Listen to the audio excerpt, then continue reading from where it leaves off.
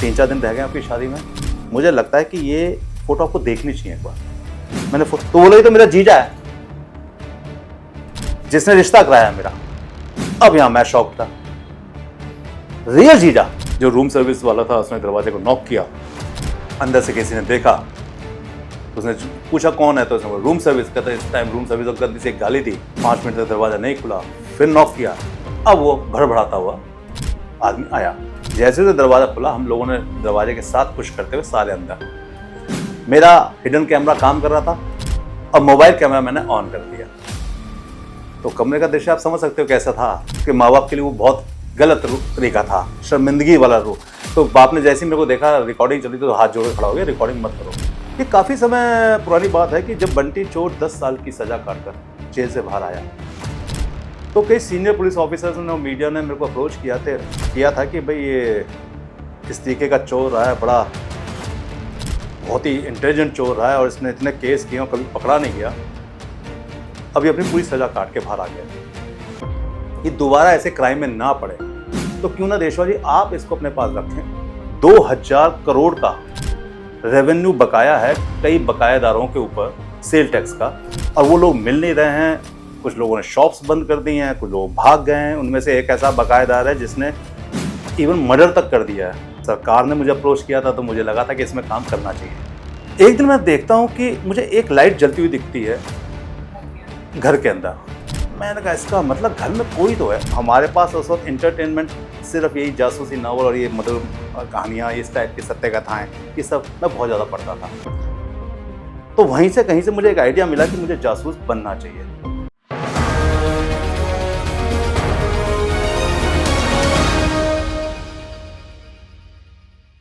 देशवाल जी, फिल्मों में देखा था कि डिटेक्टिव का एक हैट होता है, एक कोट होता है, दोनों चीजें यहाँ पे, लेकिन एक तीसरी चीज भी होती है जो होता है सिगार। वो तो मिसिंग है आपके इस आउटफिट में से। सिगार कहाँ गया? देखिए जिस आउटफिट का जो सिगार है वो तो ऊपर जाके लग गया। क्या बात है। तो कभी जरूरत पड़ती है तो इसे उतारते भी हैं या फिर ये सिर्फ शो पीस? नहीं, अभी तो शो पीस रहेगा क्योंकि उम्र के साथ ये सब चीजें छोड़ देनी पड़ती हैं, तो अभी शो पीस बन गया है। जी जी। लेकिन सबसे पहले मैं आपसे जानना चाहूंगी कि क्या जब किसी को डिटेक्टिव बनना है, जासूस बनना है, तो जासूस बनने के लिए क्या चाहिए होता है? कुछ खास गुण, कोई खास काबिलियत, कोई स्किल्स की ज़रूरत होती है? देखिए ये सवाल कई जगह कई बार उठा है, लेकिन हैरानगी की बात यह है कि समझना होगा कि जब जासूस बॉर्न होते हैं, जासूस बनाए नहीं जा सकते। जैसे कि मान लीजिए किसी खान में डायमंड बनाया जाता, डायमंड पैदा होता, बस उसको आप तराश सकते हैं। तो जब आप जासूस की बात करते हैं तो कई बार हमारे पास लोग आते हैं कि जॉब करनी है, आप हमें जासूसी सिखाइए। मुझे आज तक ऐसा इंसान नहीं मिला जिसको मैंने जासूस बना दिया हो। हाँ, जासूस बना हुआ आया हो, उसको तराश दिया हो, वो अलग बात है। तो मुझे ऐसा लगता है कि जासूस तो बॉर्न होते हैं। जी। और ये जो तराशने की बात आप कर रहे हैं, तो किस तरह से तराश सकते हैं? देखिए जासूस के अंदर पेशेंस होना चाहिए, उसके अंदर अपनी स्किल्स होनी चाहिए। जैसे कि किस तरह? स्किल्स में अगर हम समझें कि जो सिचुएशन है, कैसी भी सिचुएशन, कभी भी सर्कमस्टेंस में अगर आप फंस जाते हैं तो वहाँ से आप निकलते कैसे हैं। मान लीजिए एक उदाहरण के लिए किसी को हमने भेजा कि यार जाके पता करना कि वहाँ पे ये लेडी, इस नाम की कोई लेडी वहाँ रहती है कि नहीं रहती है। अब मान लीजिए आप वहाँ लेडी का पता करने गए और लेडी ही सामने आके खड़ी हो गई, तो वो तो पूछेगी आप मुझे क्यों ढूंढ रहे हो, मुझे क्यों पूछ रहे हो। तो वहाँ पे आपने बोला कि मुझे संगीता जी से मिलना था, तो एक मेरी फ्रेंड थी वो यहाँ रहती थी। अब संगीता ही सामने खड़ी है, अब ये सिचुएशन बड़ी ऑकवर्ड हो गई। अब जासूस जो नौ सीखा होगा वो घबरा जाएगा, या तो भागेगा या पसीने पसीने हो जाएगा, तो वहाँ फंस जाएगा। लेकिन जो थोड़ा सा स्मार्ट होगा, अच्छा आप संगीता अरोड़ा हैं, आपको पता है वो संगीता अरोड़ा को नहीं ढूंढ रहे हैं आप संगीता बिजलानी या संगीता कहते शर्मा को ढूंढ रहे हैं, तो कहेगी नहीं नहीं मैं तो संगीता अरोड़ा नहीं, मैं तो संगीता शर्मा हूँ। ये जो सिचुएशन को आपने हैंडल किया और टैकल किया, इससे जो निकल के आई ये स्किल थी, और ये स्किल सिखाई नहीं जा सकती। ये स्किल आदमी के अंदर इंटरनल होती है कि सिचुएशन से कैसे निकले। क्योंकि इस दुनिया में जब आदमी कहीं मूव करता है, कोई बच्चा जब बड़ा होता है, मूव करता है, तो उसके सामने सर्कमस्टेंस हज़ार तरह की आती हैं। क्या आप किसी बच्चे को दुनिया की सारी सर्कमस्टेंसेस को हैंडल करना सिखा सकते हैं? इम्पॉसिबल। तो वो जो हैंडल करते हैं, वो उनकी जो स्किल है वो बॉर्न है, बाय बर्थ है। तो डिटेक्टिव भी बाय बर्थ है, बाय बॉर्न है, और उस इन्वेस्टिगेशन के दौरान जो अपनी स्किल के अकॉर्डिंग सर्कमस्टेंसेस से निकल के आ पाए, हम समझते हैं कि हाँ ये है ऐसा जासूस जिसको तराशा जाए तो ये बेहतर काम कर पाएगा। वैसे तो आजकल हर चीज़ की ट्रेनिंग है, आप देखेंगे कि सिर्फ प्रोफेशनल कोर्सेज की बात नहीं हो रही, यहाँ तक कि कहते हैं ना कि शादी के बाद आप अच्छी बहू कैसे बने, इसके भी स्किल्स सिखाए जा रहे हैं। तो ऐसे में क्या आपको नहीं लगता कि डिटेक्टिव किसी को बनाने के लिए इस तरह के भी स्किल्स सिखाए जा सकते हैं, या ऐसे कोई ट्रेनिंग स्कूल हो सकता है या होना चाहिए? देखिए, जैसा मैंने शुरुआत में आपको कहा कि डिटेक्टिव को तराशा जा सकता है, लेकिन बाय बॉर्न और बाय बर्थ हो। हाँ, इसमें कोई दो राय नहीं कि अगर किसी के अंदर थोड़े से भी गुण नज़र आते हैं, स्किल्स नज़र आती हैं, पेशेंस नज़र आता है, इंटेलिजेंसी नज़र आती है, सर्कमस्टेंसेस में निकलने के तरीके नज़र आते हैं, तो हाँ, उसको कुछ ट्रेनिंग दी जा सकती है, जैसे कि इक्विपमेंट क्या यूज़ होते हैं, सिचुएशन को और ज़्यादा वर्स्ट सिचुएशन आ जाए तो आपको वहाँ से कैसे निकलना है। इस तरीके की एडवांस ट्रेनिंग उन डिटेक्टिव्स को देनी ही चाहिए जिनका पैशन है। कई लोगों का पैशन होता है कि एसी रूम में बैठें, आसपास कुछ स्टाफ हो, मेल फीमेल, उनके साथ गप्पे मारते हुए जॉब हो, वो लाइफ हो, शाम को 7 बजे 6 बजे हम लोग कहीं घूमने जाएं। इस टाइप की ये जो चीज़ें हैं ये मूवीज़ में तो देखने को मिलती हैं, लेकिन रियल लाइफ इन्वेस्टिगेशन के अंदर नहीं मिलती हैं। इन्वेस्टिगेशन में हो सकता है कि आप 2 दिन अपने घर ना जा पाएँ, हो सकता है आपको 24 आवर्स काम करना पड़े, हो सकता है आपको शायद कहते हैं फ्रेश होने का भी मौका ना मिले। ऐसी सिचुएशन भी हो सकता है आपको लंच और डिनर स्किप करना पड़े। तो ये ऐसी सिचुएशन के अंदर भी अगर आप काम करना चाहते हैं, इतना अगर आपके अंदर पैशन है, तो फिर उसको डिटेक्टिव बनना भी चाहिए। और उस डिटेक्टिव को बनाने के लिए हम एडवांस ट्रेनिंग भी देते हैं, ऐसी बात नहीं है, ट्रेनिंग बहुत होती है। आप सर्विलेंस करते हैं, सर्विलेंस करते हुए किस चीज़ों का नज़र रखना चाहिए, किन चीज़ों का ध्यान रखना चाहिए, जब आप किसी का पीछा कर रहे हैं तब कैसे आपको बचना है। कोई गाड़ी बार बार कहते हैं किसी रेड लाइट पे जाके यू टर्न ले रही है, बार बार क्रॉस कहते हैं आपको चेक कर रही है, उसको शक हो गया कि आप उसका पीछा कर रहे हैं, तो आपको कब छोड़ना है, कब उसका सर्विलेंस में रखना है। छोटी छोटी चीज़ें हैं, एडवांस ट्रेनिंग के अंदर वो सिखाई जाती हैं उन डिटेक्टिव्स को जिनके अंदर पैशन होता है। हाँ, ये तो आपने बताया कि चूँकि आप इतना लंबा आपको एक्सपीरियंस है, आप बहुत दूसरे लोगों को ट्रेन कर रहे हैं, लेकिन जब आपने शुरुआत की होगी अब से लगभग 30-35 साल पहले संभव थे? तकरीबन 35 साल। जी, तो 35 साल पहले तब तो इस तरह की ना तो वो इस तरह के जो आजकल टेक्निकल एडवांसमेंट हैं वो थे, और शायद कोई ट्रेंड करने वाला भी नहीं था। तो फिर आपने कैसे खुद को कैसे टाइम के साथ तराशा, या फिर कह सकते हैं उससे पहले भी आपने इस फील्ड में आने की सोची कैसे? देखिए, मुझे तो ऐसा लगता है कि मैं बाय बर्थ ही डिटेक्टिव हूँ, और तराशने में मुझे तो किसी ने नहीं तराशा, मैंने अपने आप को 35 साल में तराशा। और एक्सपीरियंस इस लाइन के अंदर बहुत इंपॉर्टेंट है। आप डे बाय डे आपके पास नए नए केसेस आते हैं, हर बार आपके पास जो क्लाइंट आता है वो भी नया होता है, उसकी प्रॉब्लम्स भी नई होती हैं, सिचुएशंस भी नई होती हैं, सब्जेक्ट भी नया होता है। और आप जब उसको सक्सेसफुली काम को कर लेते हैं तो आप कुछ ना कुछ सीख चुके होते हैं, और जब सीख चुके होते हैं तो वही कहते हैं एक्सपीरियंस डे बाय डे आपके साथ आपके जीवन में काउंट होता चला जाता है, प्लस होता चला जाता है। 35 साल मैं तो आज भी सीख रहा हूँ। मुझे तो ऐसा लगता है कि मेरे पास आज भी ऐसे केसेस आते हैं जिसमें मुझे लगता है कि हाँ, इन्वेस्टिगेशन के दौरान इसमें क्या मैं सच में सक्सेस रेट ला पाऊँगा, लेकिन अंत में सक्सेस मिलता है, और 99.9% मुझे हर केस में सक्सेस मिलता है।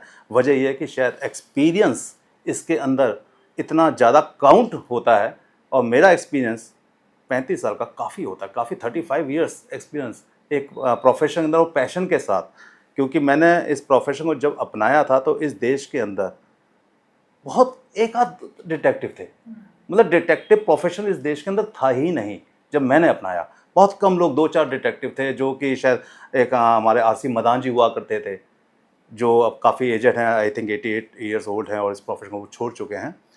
तो उस टाइप के लोग थे जो उस प्रोफेशन में थे, और हमारे जैसे यंगस्टर्स प्रोफेशन में नहीं थे। तो किसी को यही नहीं पता था कि इन्वेस्टिगेशन या डिटेक्टिव लाइन भी कोई होती है। तो मैंने जब अपने आप को कहते हैं जब ग्रेजुएशन क्लियर किया तो मुझे लगा कि मुझे क्या करना चाहिए, क्योंकि नेचुरली हर ग्रेजुएट को ऐसा लगता है पढ़ने लिखने के बाद यार कोई जॉब तो मिले, कहीं स्टेबिलिटी तो आए लाइफ के अंदर।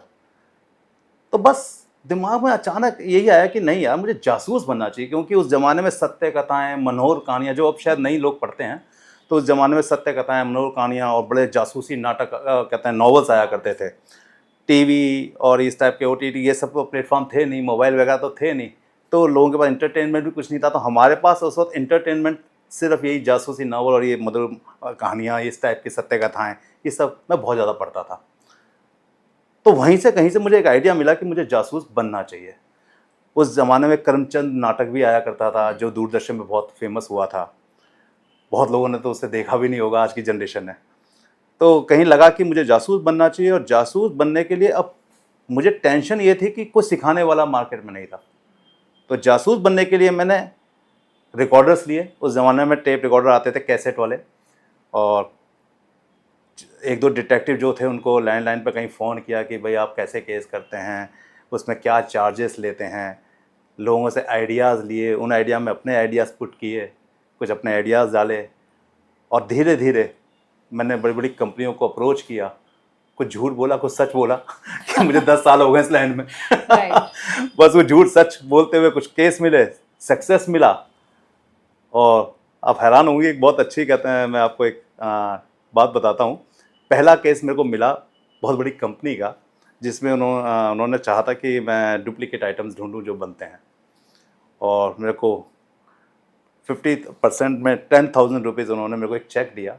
कैन यू इमेजिन कि मेरी कंपनी का नाम भी मैंने नहीं रखा था, और 10,000 का चेक। उन्होंने पूछा कंपनी के नाम से काटूं या आपके नाम से काटूं। मैंने कहा आप मेरे को अभी बिना नाम के दे दीजिए, मैं अपने आप देखूंगा कि मुझे कंपनी में डालना चाहिए ये या सेल्फ में डालना चाहिए। और मेरा अकाउंट भी नहीं था, और उस ज़माने में 3 महीने या 6 महीने उसे कहते हैं चेक की वैलिडिटी थी।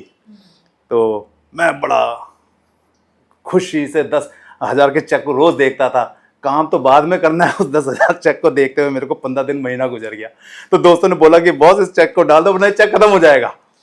तो इमीडिएटली मैंने कंपनी एडर, जो जिसका मतलब होता है हेल्प करना, उस कंपनी का नाम सोचा। उसको हमने एक स्लोगन दिया, इन्फॉर्मेशन इज़ द पावर, और we make you powerful with evidence. और स्लोगन के साथ कंपनी को शुरू किया। कंपनी में चेक डाला, पेमेंट आई, और केसेस भी सॉल्व हुए।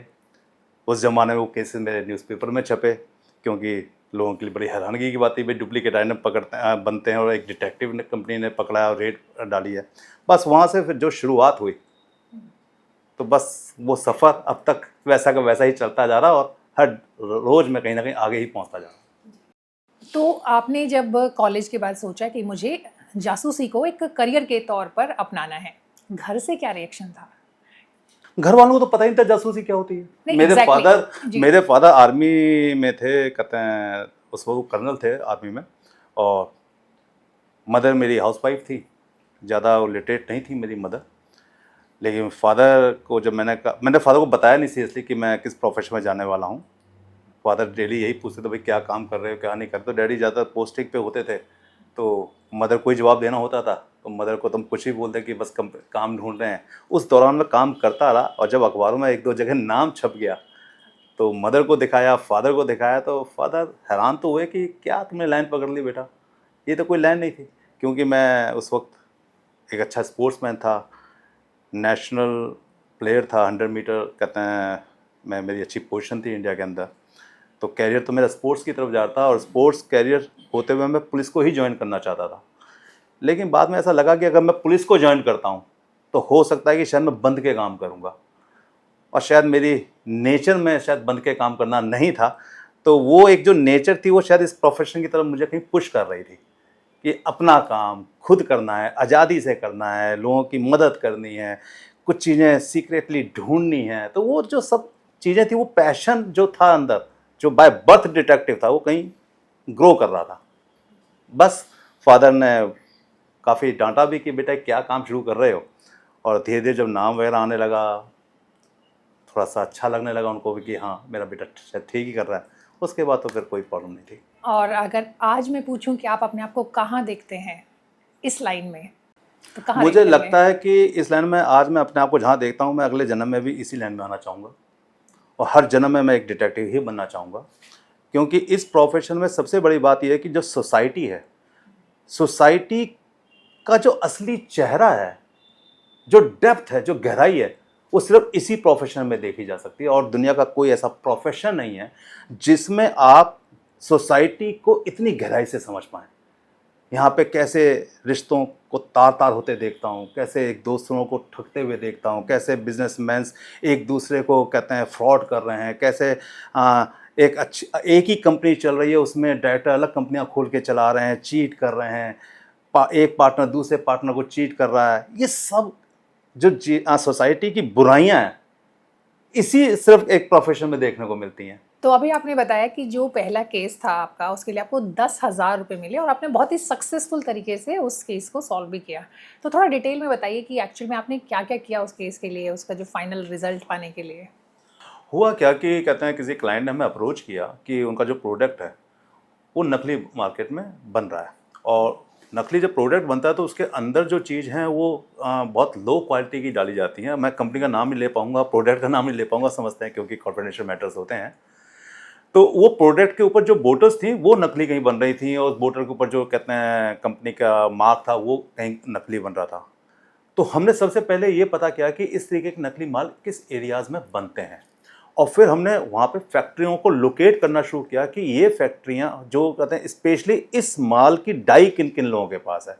तो हमने 10 कंपनी आइडेंटिफाई कर ली, मैन्युफैक्चरिंग यूनिट्स, और 10 मैन्युफैक्चरिंग यूनिट के अंदर जाके हमने उन लोगों से मिलके ये कहा कि हम एक प्रोडक्ट बनाना चाहते हैं, और प्रोडक्ट बनाने के लिए हमको इस टाइप की बोतल चाहिए, उसी बोतल से मिलती जुलती, क्योंकि हमें पता था जिसके पास वो डाइज होंगी वो जरूर बोलेगा हाँ, और जिसके पास नहीं होगी वो फिर हमसे क्वांटिटी पूछेगा कितना माल चाहिए, क्योंकि उसके लिए इसको डाई बनानी पड़ेगी, कॉस्ट होगी। इसके लिए हमने काफ़ी अच्छी तरह एनालिसिस किया था, क्योंकि पहला केस था। तो मुझे लगा यार जितना मैक्सिमम एनालिसिस कर सकते हैं उतना ज़्यादा एनालिसिस करके, क्योंकि फेल नहीं होना था, क्योंकि पहले केस में अगर फेल तो आप पे एक इम्पैक्ट आ जाता है कि आप फिर नहीं कर पाओगे, अनसक्सेस कहीं लगता है आपको अपने जीवन के अंदर, और वो सक्सेस होता है। तो वही सक्सेस आज मुझे यहाँ लेके आया। तो एक कंपनी में हम लोग पहुँचे, मेरे साथ कुछ लेडी इन्वेस्टिगेटर थी। उनका ये काम था कि जब मैं बात कर रहा हूँगा कहते हैं मैनेजर से या ओनर से फैक्ट्री के, तो आप थोड़ा सा राउंड लगाइए और देखिए कि उस टाइप के जो बोटल्स हैं क्या कहीं आपको दिख रही हैं। तो बस हुआ यही कि हम एक फैक्ट्री में पहुँचे, और वहाँ हमने इसी तरीके से उनको ट्रैप किया कि हमें कुछ प्रोडक्ट्स बनवाने हैं, क्वांटिटी ये है, क्या आप लोग बना दोगे? तो उसने कहा बिल्कुल बना देंगे। तो मैंने कहा कि कुछ सैंपल्स दिखाइए। तो उसने सैंपल्स दिखाए। सैंपल्स वही जो हमारी कंपनी थी जिसने हमें केस दिया था उसका प्रोडक्ट था। तो हमने उस कहते हैं सैंपल्स को इतनी देर में एक लेडी ने उस सैंपल्स को अपने पर्स में रख लिया था। हमने कहते हैं जाके फिर कंपनी को दिखाया कि क्या ये वो सैंपल्स हैं जो आपके, कहता है बिल्कुल यही वो सैंपल्स हैं। ठीक है, फिर हमने और ज़्यादा इन्वेस्टिगेशन करी, और ज़्यादा उसको ट्रैप किया, उसको हमने एक छोटा सा अमाउंट दिया कि हमें इतना सारा प्रोडक्ट चाहिए, इतना सारा मटेरियल चाहिए, उसके लिए आप एक काम कीजिए कि कम से कम इसके 50 सैंपल हमें बना के दीजिए। उसने 50 सैंपल जब बना लिए और जब उसने डिलीवरी करनी थी, तो हमने कंपनी के कहते हैं जो लोग थे उनके इन्वेस्टिगेशन को उनके साथ मिलके पुलिस के साथ लेके वहाँ पे रेड कर दी, क्योंकि वहाँ पे प्रोडक्ट हमें पता था मिलना ही मिलना है, और उन्होंने भी रखा हुआ था उसको देने के लिए। तो उनके पास ये आंसर नहीं था कि ये जो प्रोडक्ट है इस कंपनी का आप क्यों बना रहे हो, आपके पास कोई अथॉरिटी नहीं है। तो उसके बाद फिर कई कंपनियों को हम लोगों ने निशाने पर रखा था। बिल्कुल इसी प्रोसीजर में कंटिन्यूटी में एक ही दिन में 3-4 कंपनियों पर रेड मारने के बाद इसको एक्सपोज किया, जिसकी वजह से काफ़ी फेम भी मिला, पैसा तो मिला ही। उसके बाद फिर जो जर्नी स्टार्ट हुई वो जर्नी अब भी बहुत शानदार चल रही है, और अब डे बाय डे इंक्रीज हो रही है। जी बिल्कुल। अपनी लाइफ का बेस्ट केस आप किसे मानते हैं? देखिए, ये बिल्कुल ऐसा क्वेश्चन है जैसे कि आप किसी हलवाई से पूछें कि आपके यहाँ सबसे अच्छी मिठाई कौन सी है, वो बोलेगा नहीं, मेरे देखिए यहाँ हम ये वाला जवाब नहीं सुनेंगे कि सारी मिठाई अच्छी है, लेकिन फिर भी चूंकि ईमानदारी से आपको अपने घर लेके जानी है वो मिठाई, तो आप कौन सी मिठाई लेके जाएंगे? तो मुझे वही जवाब चाहिए। देखिए, इन्वेस्टिगेशन में अगर मैं आपको सच बताऊं तो मेरे लिए सारे केस बहुत इंपॉर्टेंट होते हैं, लेकिन जब आपने पूछा कि कौन सा ऐसा केस जो बहुत इंपॉर्टेंट रहा हो, तो ऐसे बहुत सारे केस हैं जिसमें हमने रिश्तों को तार तार होते देखा है, और कुछ ऐसे केस हैं जिसके अंदर गवर्नमेंट इंटेलिजेंस कुछ नहीं कर पाई है, उसमें हम लोगों ने बहुत अच्छा सहयोग दिया है। काफ़ी पुरानी बात है, इसको ये भी कहते हैं कम से कम आज से 15-20 साल पुराना केस है। मुझे असिस्टेंट कमिश्नर सेल टैक्स ने अप्रोच किया। वो केस मेरे उन्होंने खुद अपने हाथों से फेसबुक पे लिख लिख के डाले, तो मैं तो उस केस को भूल गया था, लेकिन उनको वो केस इतना अच्छा लगा था कि जिसको उन्होंने दुनिया को सुनाना चाहा। राइट, ये केस मैंने पढ़ा है, मैंने फेसबुक शायद आपको पे। भेजा भी होगा। जी, जी। वो तो उन्हीं की जुबानी मेरे को जो याद है, क्योंकि बहुत पुराना केस है, लेकिन हाँ काफ़ी हद तक मेरे को काफ़ी चीज़ें याद हैं। उसमें काफ़ी स्किल निकल के आई थी मेरी, जो मुझे लगा था कि हाँ मैं शायद सही प्रोफेशन में जा रहा हूँ। क्योंकि कई बार क्या होता है, जब हम कोई भी प्रोफेशन को चूज़ करते हैं तो हमें कुछ दिनों बाद पता लगता है कि हाँ ये प्रोफेशन मेरे लिए है या नहीं है। तो मुझे अप्रोच किया गया कि 2000 करोड़ का रेवेन्यू बकाया है कई बकायादारों के ऊपर सेल टैक्स का, और वो लोग मिल नहीं रहे हैं। कुछ लोगों ने शॉप्स बंद कर दी हैं, कुछ लोग भाग गए हैं। उनमें से एक ऐसा बकायेदार है जिसने इवन मर्डर तक कर दिया है उनमें से किसी सरकारी ऑफिसर का, जब बार बार जाके उस पर वो रेड कर रहा था। पुलिस उसको अब तक ढूंढ रही है। केस काफ़ी टफ था क्योंकि जो बकायेदार थे उनमें से ज़्यादातर माफियाज थे और हथियारों के विक्रेता थे। अब जो हथियारों के विक्रेता हैं उनके पास अवैध हथियार तो ज़रूर होंगे। तो ये मेरे लिए एक बड़ा रिस्क फैक्टर वाला भी काम था और सरकार ने मुझे अप्रोच किया था तो मुझे लगा था कि इसमें काम करना चाहिए। तो मैंने मोडस ऑपरेंडी तैयार की, उन बकायेदारों की लिस्ट ली। तो उनमें से मुझे 4 केस उन्होंने दिए जिसमें से किसी का 7 करोड़, किसी का 15 करोड़, किसी का 10 करोड़ बकाया था। हैंडसम अमाउंट मुझे भी दिया गया, ऐसी बात नहीं थी। इस केस में जो मैंने बोला उन्होंने मुझे वो पे किया।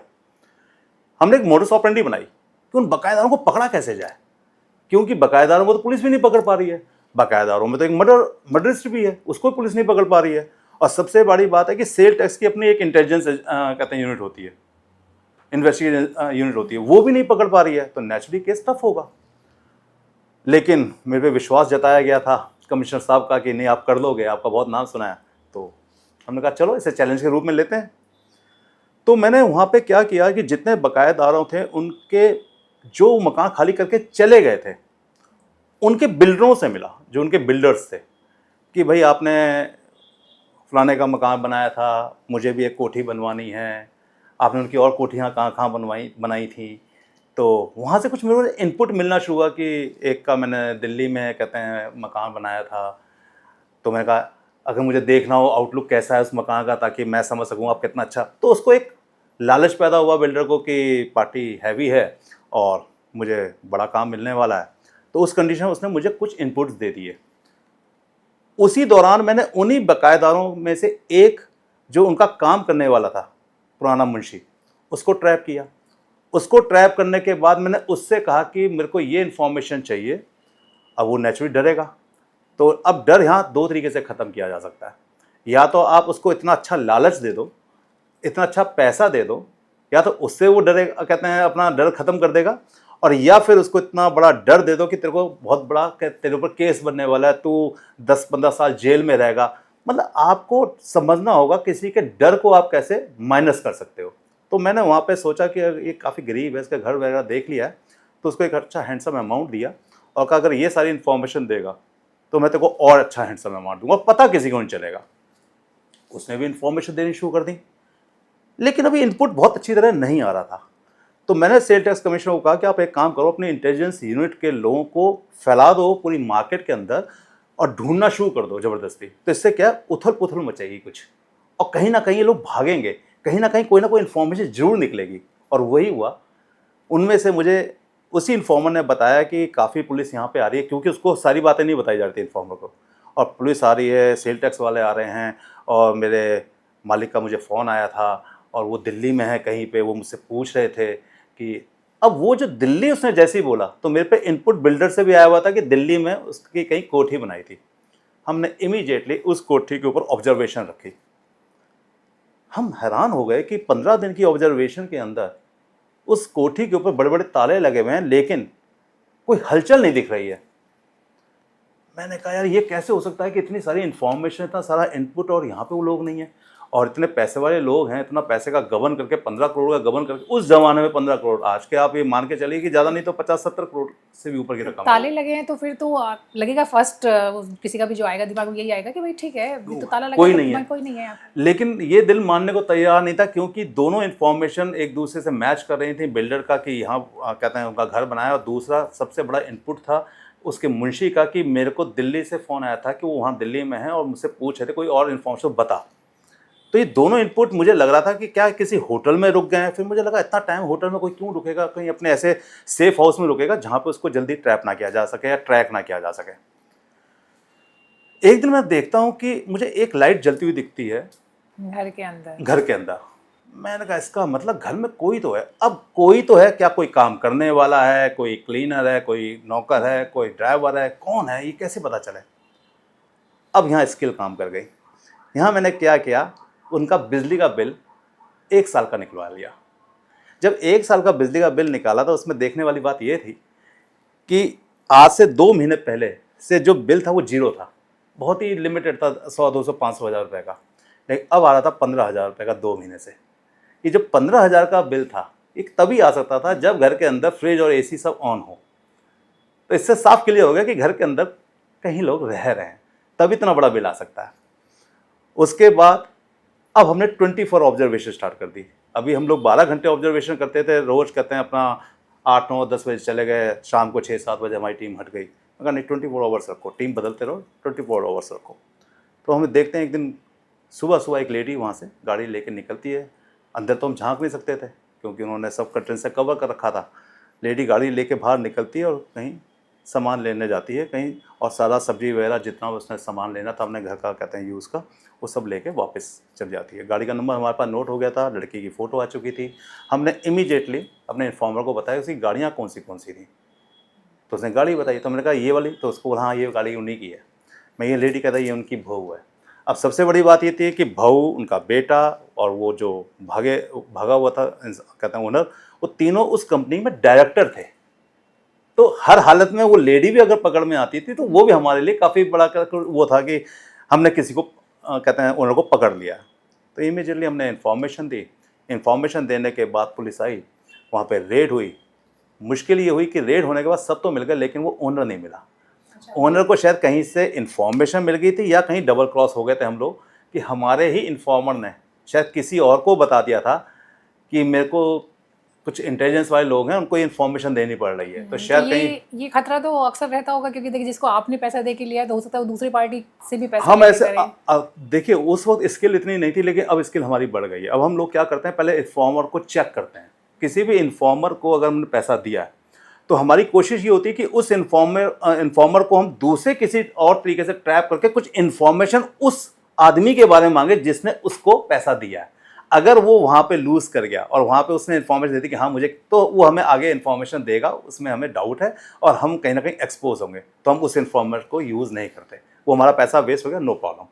तो हम इन्फॉर्मर को डबल क्रॉस चेक करते हैं। एक बार डबल चेक हो गया और वहाँ लगा कि ये इन्फॉर्मर जो हमें इन्फॉर्मेशन दे रहा है वो हमें दे रहा, कहीं और इसको नहीं देगा, तो उस इन्फॉर्मर को चाहे हम पैसा और ज़्यादा दे दें, वहाँ पे हमें इन्फॉर्मेशन मिलेंगी ही मिलेंगी। तो उस कंडीशन में फिर उस इन्फॉर्मर ने जब डबल क्रॉस किया, लेकिन इसी कहते हैं लाइन के अंदर हमने लाइन अप कर रखा था किसी और इन्फॉर्मर को, उसने बताया कि वो अपने रिश्तेदार की शादी में लुधियाना गया है।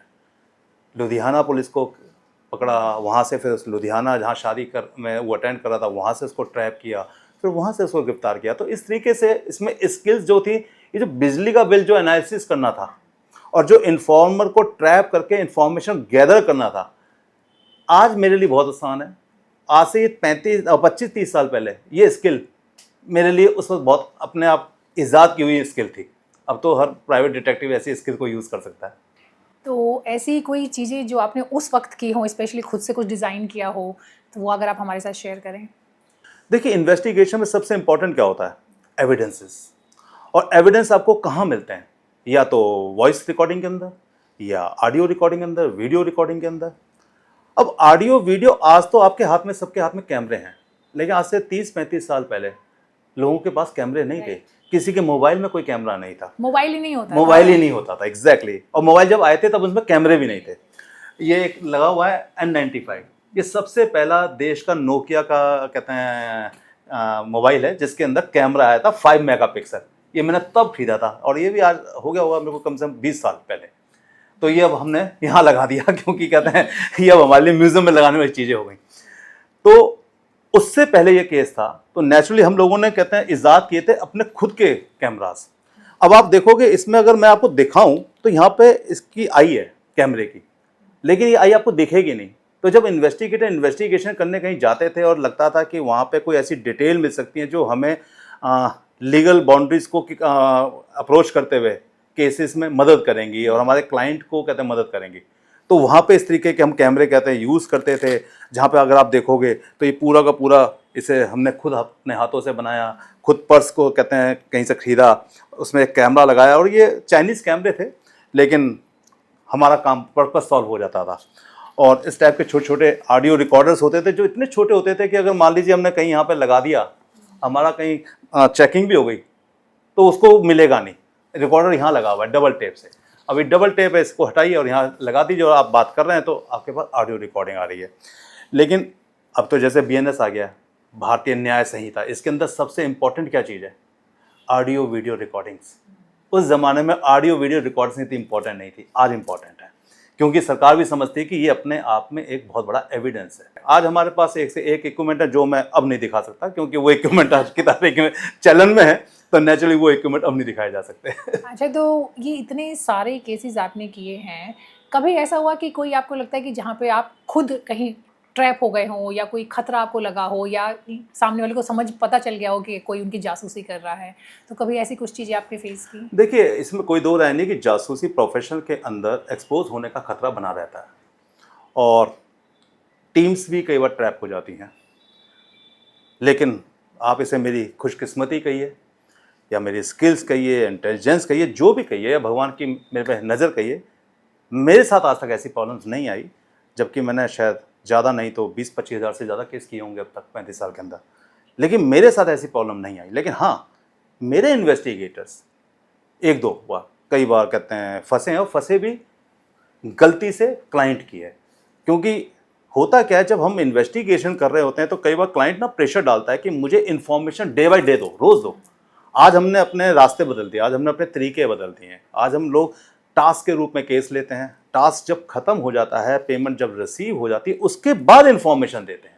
पहले क्या होता था कि क्लाइंट प्रेशर बनाता था, कोशिश ये होती थी कि भाई क्लाइंट हाथ से नहीं जाना चाहिए, तो जो उसकी शर्तें होती थी मान लेते थे। तो उसमें शर्त ये होती थी कि आप जब भी काम करेंगे मेरा, तो मुझे आप रात को या शाम को एक बार अपडेट करेंगे। अब प्रॉब्लम क्या है, मान ली किसी लेडी को आप ट्रैप कर रहे हैं, तो सब्जेक्ट क्लाइंट ने पूछा कि लेडी अभी कहाँ पे हैं, आपने बोला कि उसके साथ पिक्चर हॉल में, क्या ड्रेस पहन रखी है जी, ये पहन रखी है। क्लाइंट ने वहीं से फ़ोन किया, तुम क्या समझती हो मुझे, मैं तुम्हें कहीं से भी देख सकता हूँ।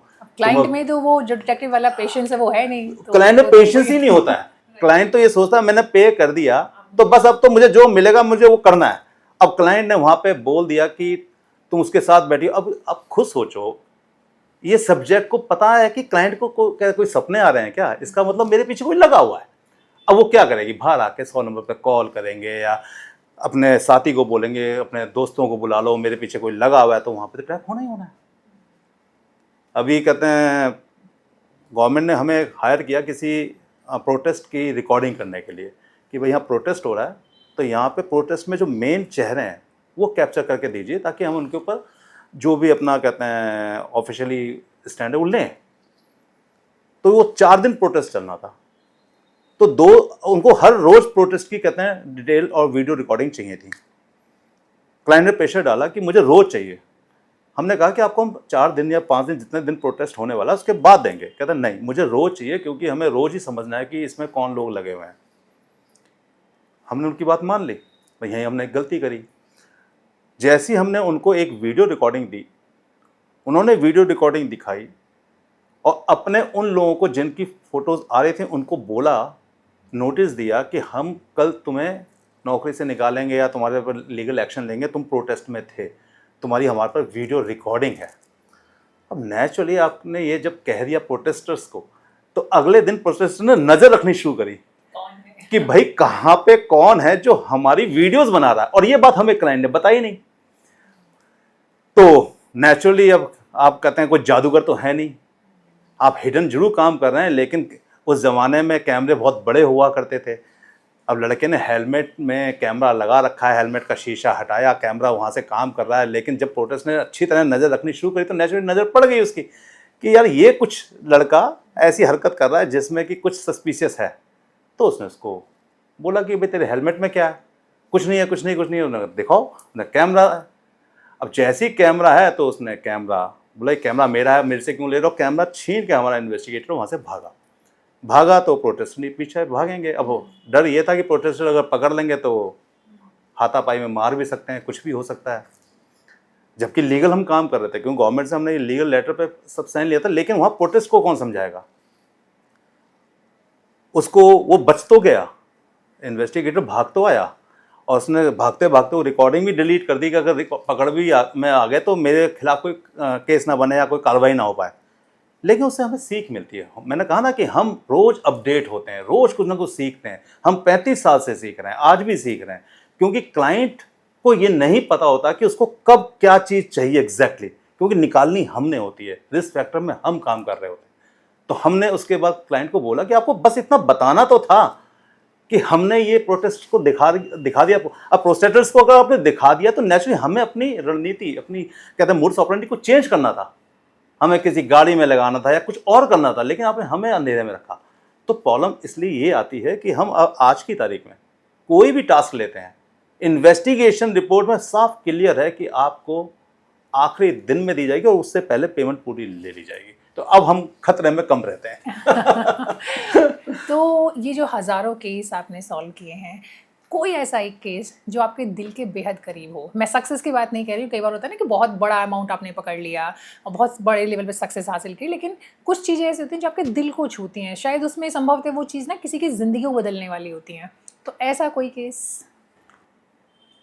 एक केस है जिसमें रिश्तों को मैं तार तार होते देखा, और मेरा क्लाइंट आज भी, सही बताऊं, सही मायने में वो मेरे ऑफिस में आके इतना दंडवत हो जाता है कि मुझे भी बड़ा अजीब सा लगता है उस वक्त, लेकिन उसकी लाइफ बची है। ये ज़्यादा पुराना केस नहीं है। मुझे क्लाइंट ने अप्रोच किया कि मेरी शादी 7 दिन बाद जिस लेडी से होने वाली है, उस लेडी से कुछ बातचीत करते हुए उसे महसूस हो रहा है कि शायद वो लेडी इंटरेस्टेड नहीं है, लेकिन मना भी नहीं कर रही है, और मुझे उसकी इन्वेस्टिगेशन करानी है। जबकि मेरे सारे होटल्स बुक हो चुके हैं, हनीमून के लिए बाहर हमने रिजॉर्ट बुक कर लिया, सब कुछ कर चुके हैं।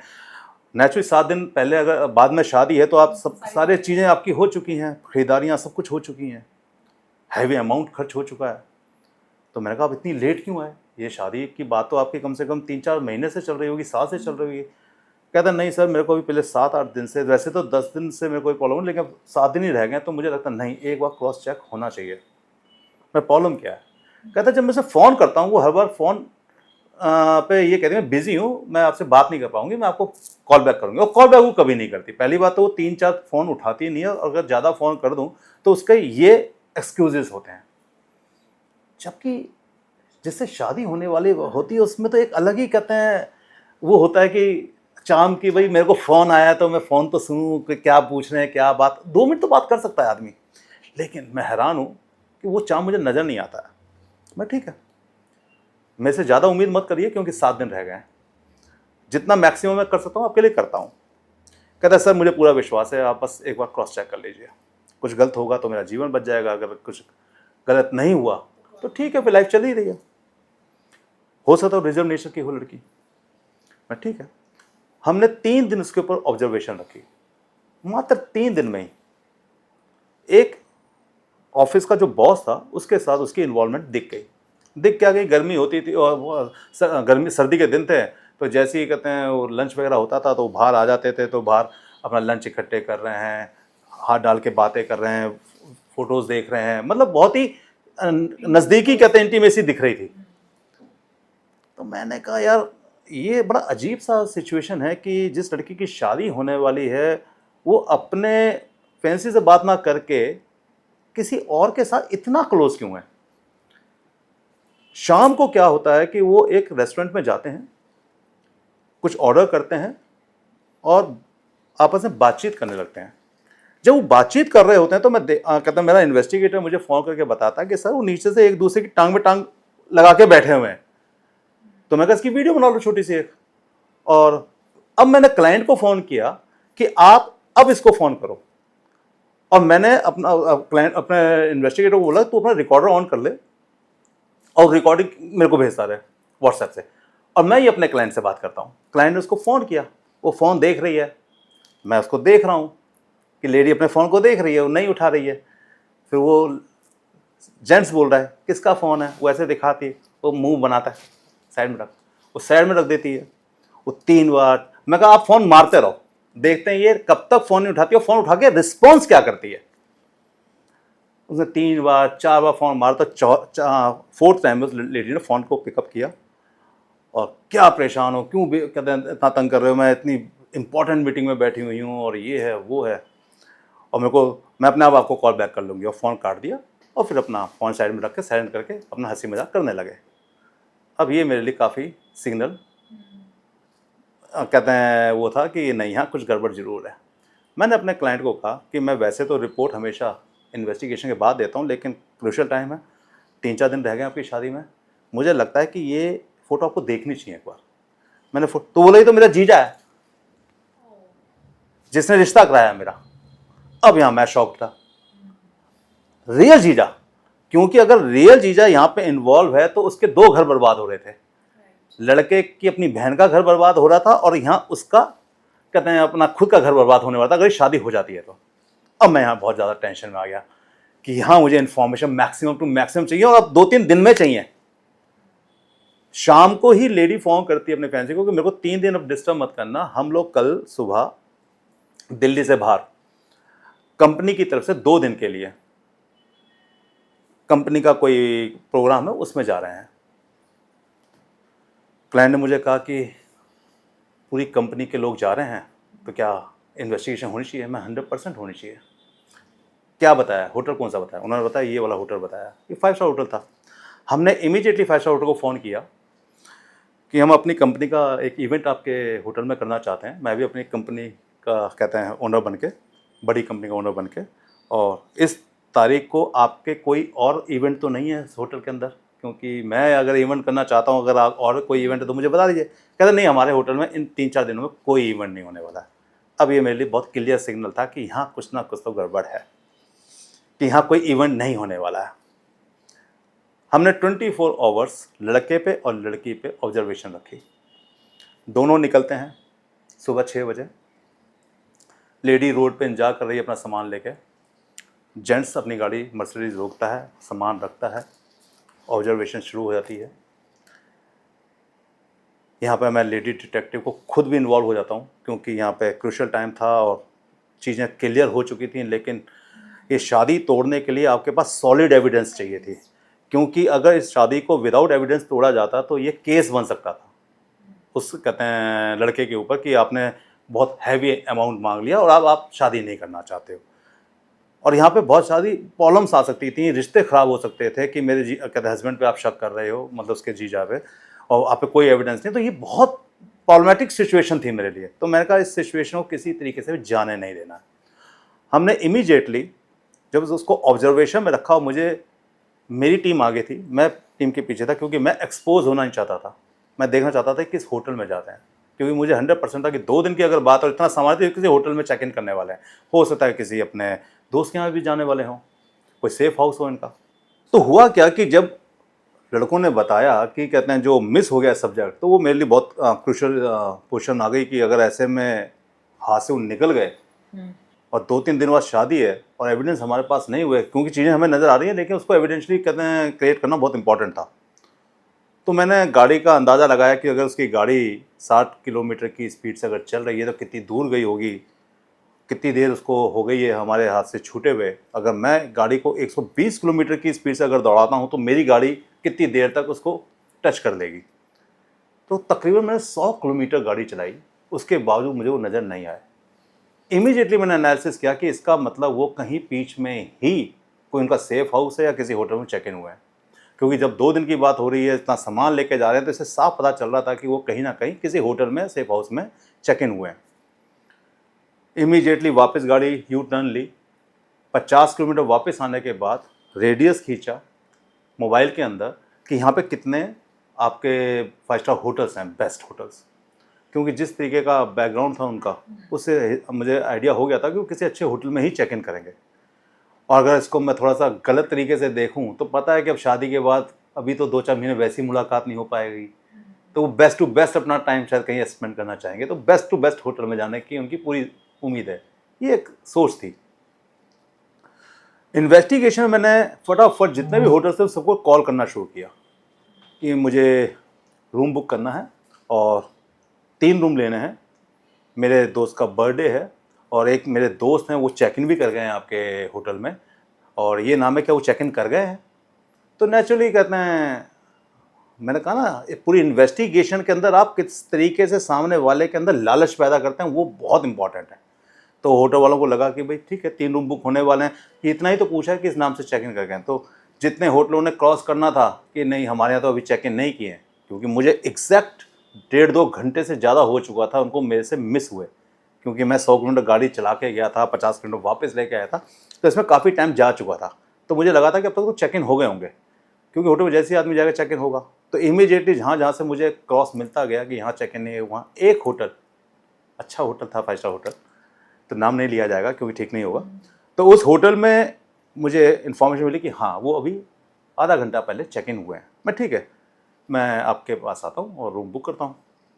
मैं इमीडिएटली होटल में पहुँचा, आधे घंटे में होटल में पहुँचा। हैरानगी की बात थी कि गेट के अंदर जैसे आपकी गाड़ी एंट्री होती थी, गेट के ऊपर भी गाड़ी के नंबर नोट हो रहे थे। मैंने और क्रॉस चेक करने के लिए गाड़ी अपनी साइड में लगाई और बात करते करते देखा रजिस्टर में कि क्या गाड़ी, तो ऊपर 3-4 गाड़ियों में उसका नंबर था। मैं कहा 100% गाड़ी यहाँ चेक इन हो गई है।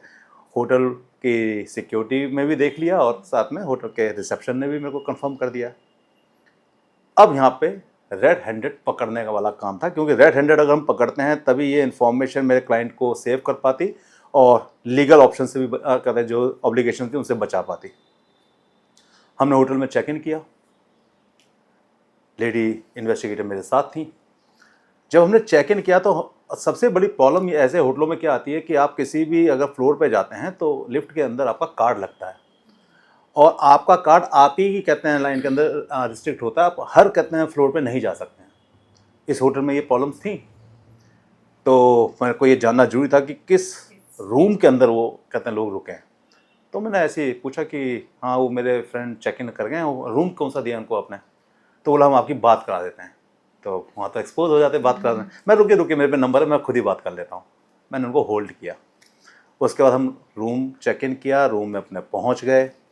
जब रूम में पहुँच गए तो हमारे सामने ये बहुत बड़ा क्वेश्चन था कि वो किस रूम में, इतने बड़े होटल के अंदर किस रूम में, क्योंकि जिस तरीके की परिस्थितियाँ थी, सर्कमस्टेंसेस थी, ऐसी सर्कमस्टेंसेस में किसी भी कीमत में वो होटल में नहीं घूमने फिरने वाले थे। उन्होंने अपना खाना भी रूम में ही मंगाना था, रूम में ही सारी एक्टिविटी होनी थी। तो बहुत मुश्किल था कि उनको बाहर हम पकड़ पाएँ और या उनके फ़ोटो कैप्चर कर पाएँ, क्योंकि 2 दिन में ही सारी इन्फॉर्मेशन निकालनी थी। क्योंकि 2 दिन के बाद तो शादी हो जाती और शादी वो तोड़ नहीं सकता था, क्योंकि उसके जीजा ने वो रिश्ता कराया था। तो हल्ला मचा देता जीजा भी, किस बेस पे रिश्ता तोड़ रहे हो।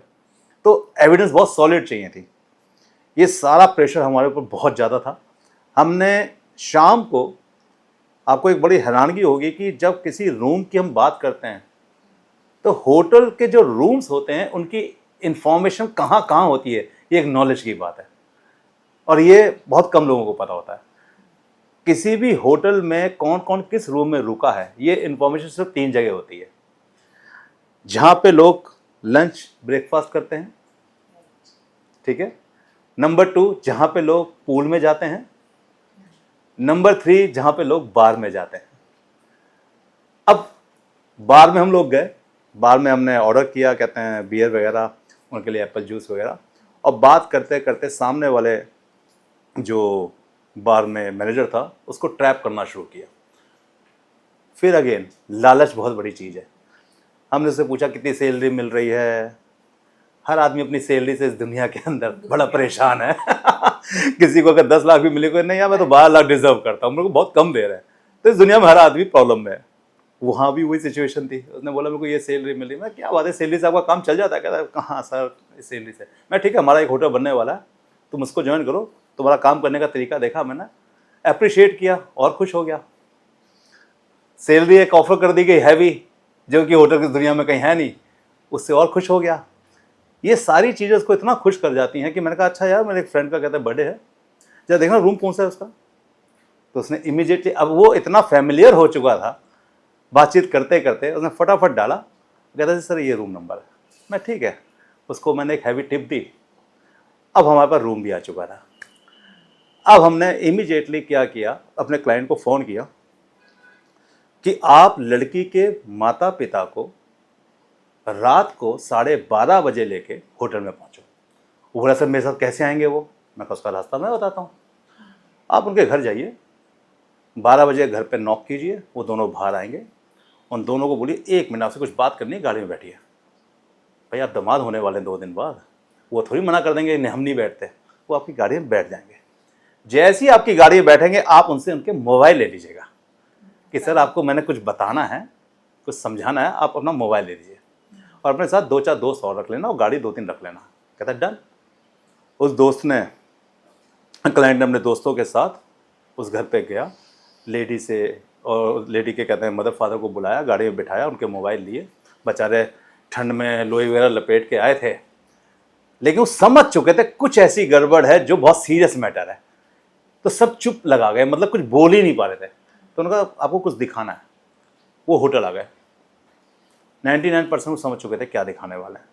99% जब वो समझ चुके थे तो वो बोले नहीं आप हमें यहाँ क्यों लाए। कहते हैं आपको कुछ दिखाना, देख लीजिए एक बार। अब रात के 12:30 बजे वो फ़ोन भी कहाँ करें, हो सकता है कि अपनी बेटी को फ़ोन करते वो स्विच ऑफ हो या साइलेंट पे हो, तो इसलिए वो फ़ोन भी नहीं करते। फ़ोन तो हमारे लड़कों ने ले ही लिए थे, क्लाइंट ने ले ही लिए थे। वो हमारे रूम के अंदर आ गए सब के सब। उन्होंने मुझे देखा तो मैंने कहा नहीं मैं ऐसे ऐसे प्राइवेट डिटेक्टिव हूँ और थोड़ा सा आपको कुछ दिखाना चाहता हूँ, एतराज़ ना हो इसलिए आपको बुला लिया है। चाहता तो मैं पुलिस भी बुला सकता था, यहाँ रेड करवा सकता था, लेकिन ये मैटर ऐसा है जिसमें कि मुझे लगता है पुलिस को इन्वॉल्व ना किया जाए। बाकी आप चाहोगे तो हम पुलिस भी बुला लेंगे। और होटल के एक एम्प्लॉय को बुलाया जो कि रूम कहते हैं सर्विस देने वाला था। उसको हमने एक अच्छा अमाउंट दिया। मैंने कहा रूम पे नॉक करना है, हम उसके लिए केक लेके आए हैं, उसका बर्थडे है, उसको सरप्राइज़ देना है। क्योंकि मुश्किल ये थी कि अगर हम रूम खुलवाते हैं तो वो आई से देख लेगा और देख लेगा कोई और लोग खड़े हैं, तो शायद वो रूम ना खोले, और खोले तो सारी चीज़ें जो हम देखना चाहते थे वो बदल चुकी हों। तो रात को 1 बजे तो सब के सब मेरे साथ कहते हैं उस रूम की तरफ प्रोसीड किया और सब समझ चुके थे यहाँ पे कुछ गड़बड़ होने वाली है। जो रूम सर्विस वाला था उसने दरवाजे को नॉक किया, अंदर से किसी ने देखा तो उसने पूछा कौन है, तो उसने रूम सर्विस। कहता है इस टाइम रूम सर्विस और गंदी से एक गाली दी। 5 मिनट तक दरवाज़ा नहीं खुला, फिर नॉक किया। अब वो भड़बड़ाता हुआ आदमी आया। जैसे ही दरवाज़ा खुला हम लोगों ने दरवाजे के साथ पुश करते हुए सारे अंदर। मेरा हिडन कैमरा काम कर रहा था और मोबाइल कैमरा मैंने ऑन कर लिया। तो कमरे का दृश्य आप समझ सकते हो कैसा था। वो इतना अच्छा नहीं था कि क्या बताऊं। तो उसके माँ बाप के लिए वो बहुत गलत तरीका था, शर्मिंदगी वाला रूप। तो बाप ने जैसे ही मेरे को देखा रिकॉर्डिंग चली तो हाथ जोड़ के खड़ा हो गया, रिकॉर्डिंग मत करो। मैं कहा ठीक है, इज़ ओके। मैं रिकॉर्डिंग बंद कर दी, लेकिन मेरा हिडन रिकॉर्डर ऑन रहा, क्योंकि वो मेरे क्लाइंट के लिए बहुत ज़रूरी था कि क्लाइंट को सेफ भी करना मेरी यहाँ पे ड्यूटी बन रही थी। क्योंकि मुझे पता है कि यहाँ पे अभी तो सब हाथ पैर जोड़ेंगे, लेकिन जब ठंडा दिमाग होगा तो ये फिर कनिंग माइंड से सोचना शुरू करेंगे। और कनिंग माइंड हमेशा आदमी को ना उसके मोरल वैल्यू से गिरा देता है, और वो सोचता है कि मुझे बचना कैसा है और दूसरे को कहता है क्रिमिनल कैसे बनाना है। हाँ, अपने आप को तो विक्टिम दिखाना है ना, और दूसरे को कहता है मुझे अपराधी दिखाना है। तो ये जो सिचुएशन हमारी सोसाइटी की है, वहाँ पे लगता है कि एविडेंस तो हर हालत में आपके हाथ में होनी ही चाहिए, चाहे आप उसे यूज़ करो और चाहे ना करो। तो मदर फादर और उसके भाई ने उसको डांटा और कहा कि इमीडिएटली चलो घर। उन्होंने सामान लिया, गाड़ी में जब बैठने लगे तो उसके फादर को मैंने बुलाया कि देखिए मैं नहीं चाहता कि यहाँ पुलिस बुलाता, एविडेंस हमारे पास इतनी है कि आप जिस गैलरी से निकले वहाँ पे सीसीटीवी लगे हैं, उसकी फुटेज नहीं मिटेगी। पहली बात, ये एविडेंस कानूनी रूप से कहते हैं वो थी, लीगल में थी, ऐसा नहीं था कि हमने कोई बनाई है। और आप जब होटल चेक इन हुआ था तब भी वहाँ कैमरे लगे हुए थे, आपकी लड़की तब भी थी, और रात को आप लेके आ रहे हो तब भी लड़की कैप्चर हुई हुई है। इससे साफ पता चलता है कि आपकी लड़की यहाँ पे इलीगल एक्टिविटी में इन्वॉल्व है, इंटीमेसी है, अडल्ट्री है, ये प्रूफ हो रही है। अब आप देख लीजिए क्या करना है। हमारे क्लाइंट के ऊपर किसी तरीके का केस नहीं बनना चाहिए। बस अगर आपने केस किया तो मजबूरी में फिर मुझे पूरे लीगल ऑप्शन अपने ओपन करने पड़ेंगे जिसमें आपकी बदनामी होगी। हम नहीं चाहते कोई बदनामी हो। शादी नहीं करनी, इज़ ओके, क्योंकि अब हमारा क्लाइंट तो शादी करेगा, इसके जितना भी खर्चा पानी पैसा जो है वो आप इनको वापस करिए। क्लाइंट का सब जो आप कह रहे हो देशवाली सब माथे पे, बस ये बदनामी नहीं होनी चाहिए। मैंने बदनामी नहीं होगी। क्लाइंट का नाम, क्लाइंट की आइडेंटिटी, होटल हमने कभी किसी भी मुकाम पर किसी को नहीं बताया। वजह यही थी कि ठीक है गलती लड़की की थी, माँ बाप क्यों भुगते। क्लाइंट की फिर कहीं और शादी हुई, क्लाइंट ने हमें बताया कि देशवाली मेरे सारे पैसे वापस आ गए हैं, जितना मैंने एक्सपेंस किया था, जहाँ जहाँ मैंने होटल बुकिंग्स की थी और जो खर्चे किए थे वो सब मेरे को पैसा एक एक मिल गया है और मेरी ज़िंदगी बच गई। क्योंकि अगर मैं शादी कर लेता तो मेरी बहन का तो घर ख़राब होना ही था, जो अब है, लेकिन सिचुएशन के साथ वो ठीक हो जाएगा, लेकिन तब तो बहुत ही मुश्किल हो जाती और मेरा भी घर खराब होता, तो आपने मेरी ज़िंदगी बचा ली। तो यहाँ पे ना रिश्तों को जो तार तार होते देखा है हमने, ये दिल को कहीं छूते हैं। मैंने आपको शुरुआत में कहा कि हम सोसाइटी के उन चेहरों को देखते हैं जिन चेहरों को देखने की इच्छा तो नहीं है, लेकिन हमारा जो प्रोफेशन है वो हमें एक एक चीज़ दिखाता है। तो जब सोसाइटी को ऐसा देखते हैं तो तकलीफ होती है। आपने बात की रिश्तों की और बात की कि जो सोसाइटी का एक ऐसा चेहरा सामने आता है जो कि हम देखना नहीं चाहते। ऐसा ही एक बड़ा चर्चित केस रहा है आरुषि का, और आप भी उसमें इन्वॉल्व रहे। तो क्या ऑब्जर्वेशन था आपका उस तमाम केस के बारे में और कैसे आपने चीज़ों को अपनी नज़रिए से देखा और समझा? देखिए, जब आरुषि का मर्डर हुआ था तब तो किसी को शायद ये आइडिया नहीं था कि इस टाइप का केस इतना हाईलाइटेड होगा और इतना कहते हैं उसको मीडिया में जगह मिलेगी।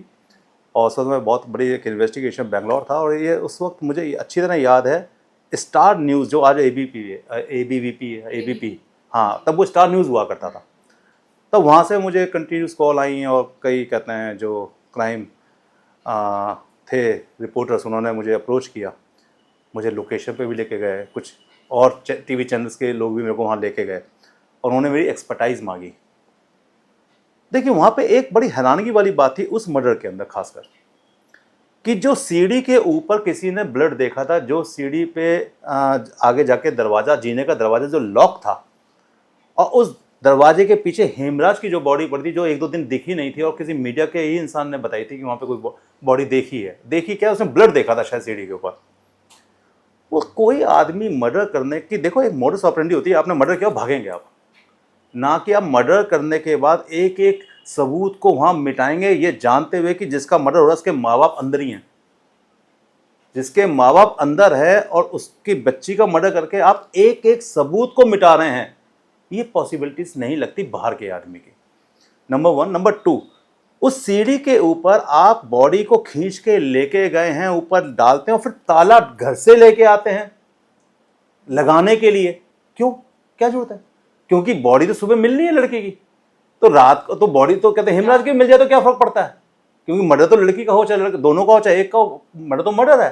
तो उस कंडीशन में मेरी जो सिक्स सेंस थी वो ये कहती थी कि नहीं, ये बाहर का आदमी नहीं हो सकता, कोई इंटरनल है, क्योंकि वो हेमराज की बॉडी को छुपा के ये दिखाना चाहता है दुनिया को कि हेमराज ने मर्डर किया और भाग गया। और यही स्टोरी चलती थी काफी टाइम तक। तो इसमें कोई दो राय नहीं है कि जो मेरी ऑब्जर्वेशंस थी और जो मेरी कहते हैं इंटेलिजेंस कहती है कि यहाँ पे इस पूरे केस के अंदर कहीं ना कहीं माँ बाप ही कहीं इन्वॉल्व थे।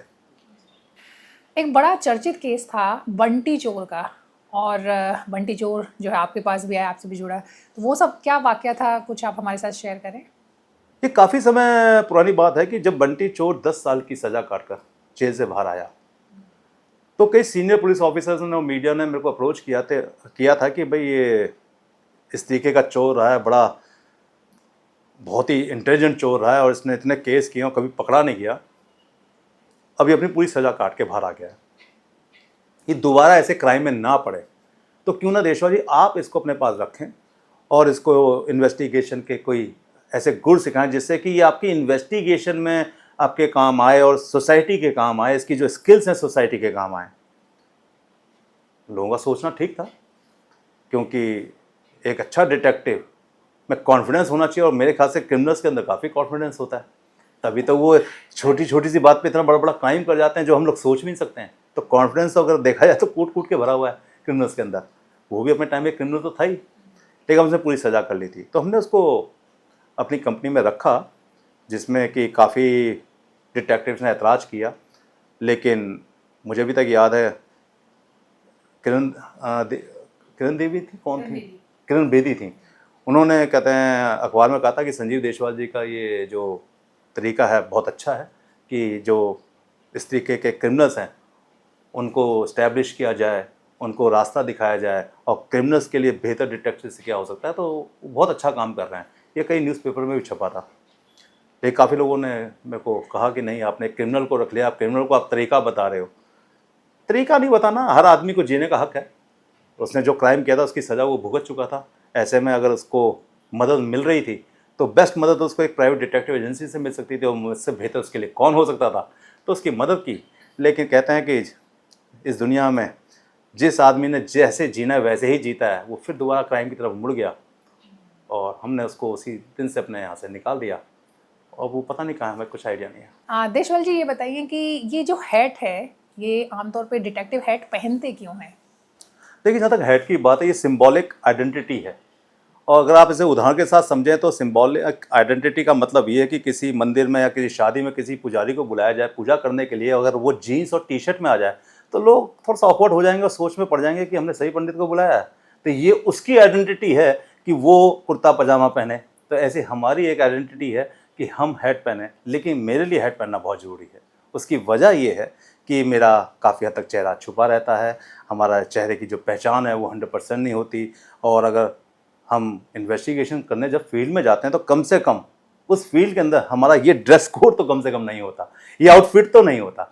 तो इन्वेस्टिगेशन में बहुत इंपॉर्टेंट है कि जब आप इन्वेस्टिगेशन करें तो उस फील्ड के अंदर उन्हीं लोगों के साथ कहीं ना कहीं एडजस्ट हो जाएं, और एडजस्ट होने के लिए आपका एक्सपोज होना खतरनाक है।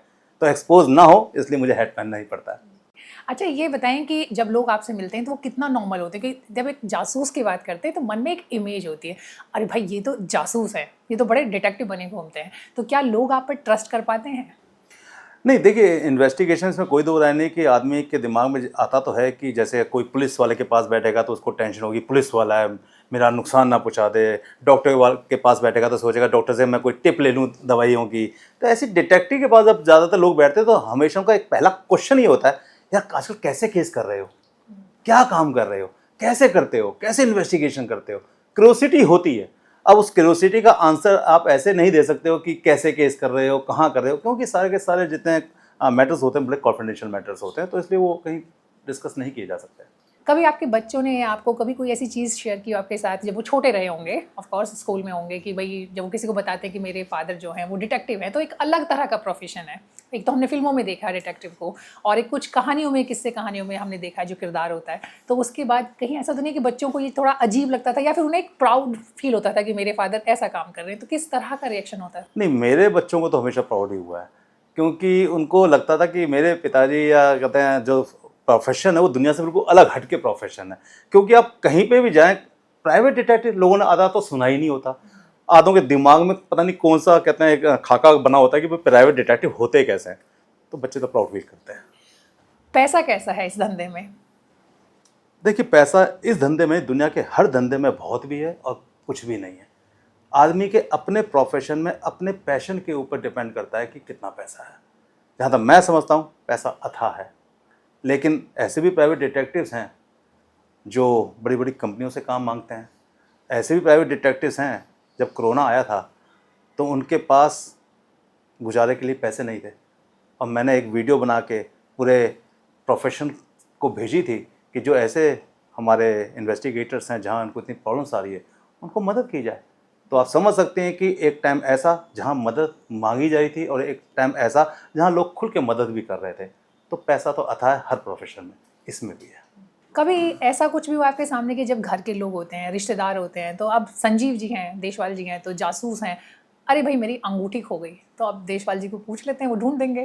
तो इस तरह की छोटी मोटी चीज़ें वहाँ पे ऐसे कहते हैं, मजाकिया चीज़ें भी चलती हैं, लेकिन वहाँ पे हम लोग बहुत कह के निकल जाते हैं कि देखिए प्रोफेशनल है, एक फीस लगती है, फीस दीजिए तो काम शुरू हो जाएगा। सोचेंगे कि अंगूठी की कीमत से ज़्यादा तो फीस निकल जाएगी। एग्जैक्टली, क्योंकि इन्वेस्टिगेशन एक मजाक का तो कम से कम नहीं हो सकता प्रोफेशन। तो जहाँ पे लोगों की मदद करनी है वहाँ पे लोग को खर्चा करना पड़ता है और मदद की जाती है। मदद भी की जाती है जहाँ लोग गरीब होते हैं। हर तरीके का सोसाइटी है हमारी। बहुत बहुत शुक्रिया संजीव जी, इतने सारे किस्से आपने हमारे साथ शेयर किए जो कि हम सब लोगों को कहीं ना कहीं जागरूक करते हैं कि किस तरीके से अगर हम अपने आँख कान को खुला ना रखें तो हम खुद धोखे का शिकार हो सकते हैं। साथ ही साथ एक लेसन भी देते हैं कि हमें किसी को भी धोखा नहीं देना है। कह सकते हैं कि संजीव जी जो हैं वो इस देश के शर्लक होम्स हैं और वो बहुत सारे लोगों की ज़िंदगियों को आबाद करने का काम भी कर रहे हैं अपने काम के जरिए।